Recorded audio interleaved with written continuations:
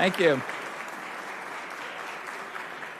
Thank you very much. Well, it's a great pleasure to be here today and to see some friendly faces.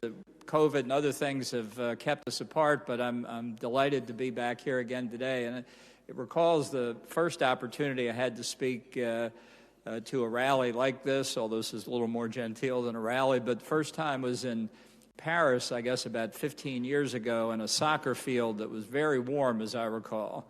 But what I said then, I believed at the time and believe today, that the people of Iran deserve the same thing that Abraham Lincoln called for in the United States, a government of the people, by the people, and for the people. And I think today we are closer to that point than we have ever been. I think that the events of the past year have really demonstrated that we've crossed a line, and the people of Iran are not going to go back. So this is the time to redouble our efforts.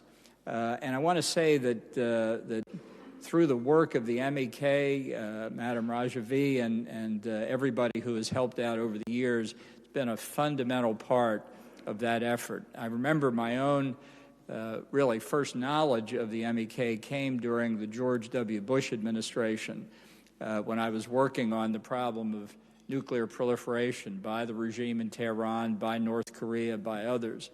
And I kept hearing about this group having press conferences revealing information about the Iranian nuclear weapons program, some of which we knew about but couldn't make public, some of which we didn't know about but we were happy to hear and could verify later. And I can't tell you how important that was. It seems like a long time ago in the early 2000s, but information that we didn't feel we were at liberty to declassify and make public, showing how serious the program of the Ayatollahs was, the kind of progress they were making towards a nuclear weapons capability, towards a capability to deliver it via ballistic missiles, really helped demonstrate to Congress and the American people that this was not overwrought, people worried about possibilities that were very remote. This was an ongoing program that posed a threat in the region and really around the world, and that if the United States and others didn't take effective steps to stop it, we would soon be confronted by a nuclear threat in the Middle East. Now, I'm not going to recite the whole history here because it's long and unfortunate. That the belief that at any point the Ayatollahs had ever given up their intention to have nuclear weapons. There's no evidence whatever, none, that they've ever made a strategic decision to that effect. Quite the opposite. Even to this day, they are actively pursuing nuclear weapons and the ballistic missile technology that they need to deliver them. It is an illusion, and has been from the outset, that they would ever enter into agreement that would constrict their ability to develop nuclear weapons. They would promise a lot of things. They're pretty good at that. But they had no intention of carrying through on those promises. And it remains one of my objectives today to continue to talk to our friends in Europe to show that the nuclear deal was fatally flawed from the start. The regime never should have been allowed to enrich uranium. That's the fatal flaw, not merely that they're violating the deal, which they have been since it was entered in 2015, but that the deal itself helped ensure their path toward nuclear weapons. It didn't move in the opposite direction. So they have excluded the IAEA from any meaningful verification of their activities. There's no doubt about it, and their malign intent continues to be demonstrated really all around the region. And I think the regime itself shows its real purposes every time we hear of a Houthi missile strike in Saudi Arabia or the United Arab Emirates, when we see the effect of the support for terrorist activity there, and hopefully to help convince our European friends when they see the government of Iran selling drones and other technology to the Russians to use against innocent civilians in Ukraine in this unprovoked attack, this unprovoked aggression that the Russians have committed against Ukraine, aided by the Ayatollahs. Now, this is a regime that really is way outside the scope of anything that we should consider civilized behavior, and they've demonstrated it over and over again in the terror and repression of their own people, which is ongoing in Iran today, in their support for terrorism around the Middle East and around the world, and in their continued pursuit of nuclear weapons. So I think it's very important for people in the House and the Senate to hear your voices, that this idea that somehow going back into the 2015 nuclear deal will solve the problem of Iran's nuclear weapons effort is exactly backwards.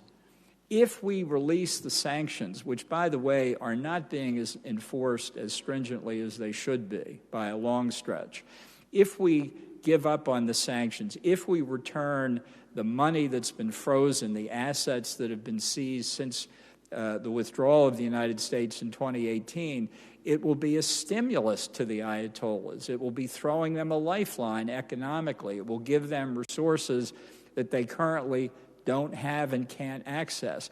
It's not going to change their behavior in a positive way. It's going to reinforce in their minds that the government of the United States doesn't have the resolve, doesn't have the staying power to achieve the objective that it says it wants, which is to make sure that Iran doesn't get nuclear weapons.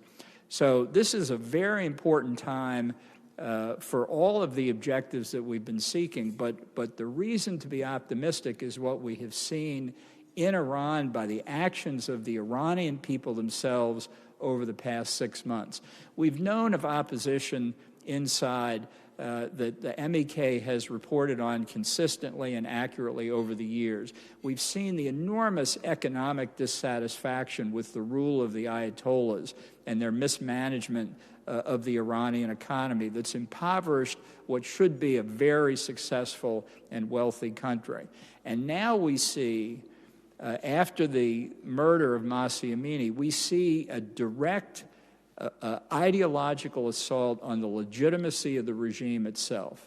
This is saying that the people of Iran do not believe that the Ayatollahs convey the word of God that they have to believe, that individuals can make their own decisions. And that's what they've been doing for the past 6 months. That challenges the basic ideological foundation of the regime itself. Because once people are allowed to think for themselves, there's no way the regime can survive.